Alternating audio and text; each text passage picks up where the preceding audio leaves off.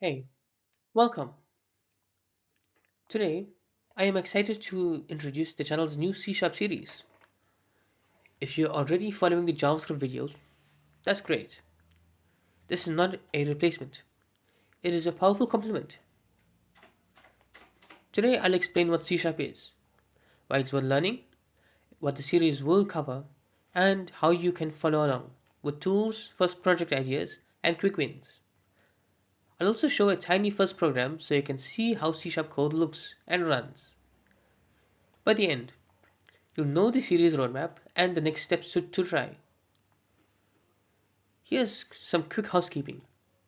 If you want hands-on files, I'll link a GitHub gist in the pinned comment. If you'd like a JS to C# comparison video, tell me in the comments and I'll make it next.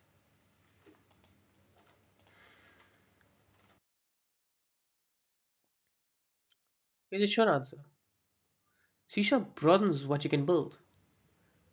It's strongly typed, widely used in enterprise backends like ASP.NET, game development in Unity, desktop apps, and cloud services such as Azure.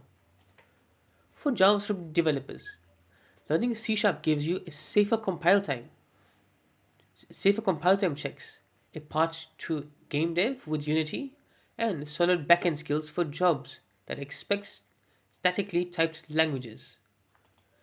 In this series, I'll start with tooling and a gentle console app workflow, then move into types, control flow, collections, OOP, async await, and small capstone projects, simple CLI tools, or minigame loops. I'll make crosswalk videos that show the same problem solved in JS and C Sharp so you can see the translation. Expect bite-sized lessons, 5 to 12 minutes, and a couple longer deep dives.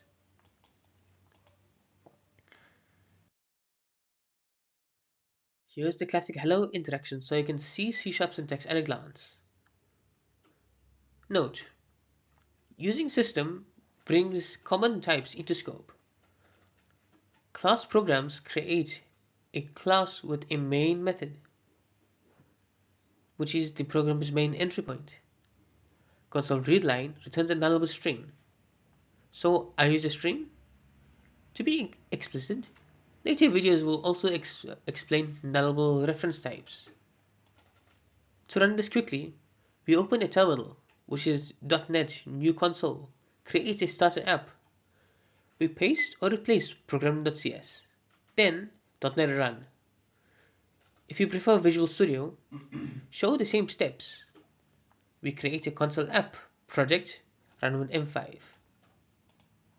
To emphasize, unlike many beginner JS examples that run in a browser, C Sharp typically compiles or is JITed and runs on .NET. We'll show both the editor and terminals so viewers are comfortable either way. C Sharp is a compiled language that runs on .NET runtime. That compilation step means the compiler catches many mistakes before you run the program. A huge win for production code. We'll show the .NET CLI, which is .NET New and .NET Run, and .NET Build, and how to use VS Code with C Sharp extension. For packages and libraries, we'll use NuGet. I'll demo adding a package later. For emphasis, although C Sharp feels stricter than JS at first, those restrictions are helpful. They teach you to think about data shapes earlier.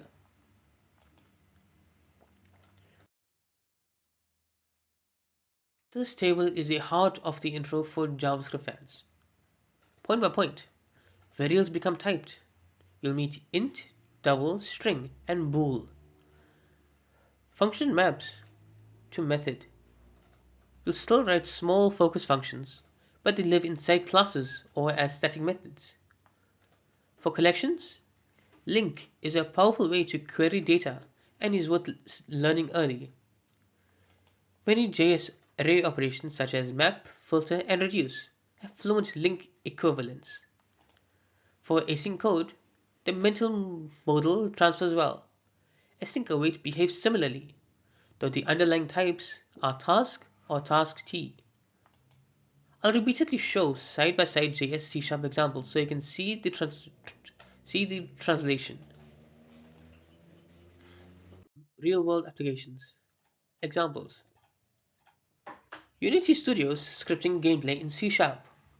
Companies building REST APIs in ASP.NET Core, or teams using Azure Functions for serverless logic. If you're a JS developer who wants to build games or enterprise backend services, C# is a direct path.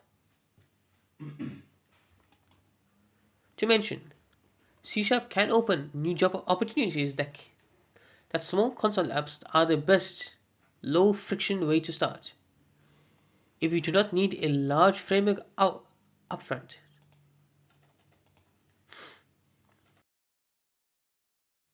C# complements JS. It is not a replacement. Also, tooling matters. I'll show a .NET CLI and VS Code so you can run your first app within minutes. Here's the series roadmap.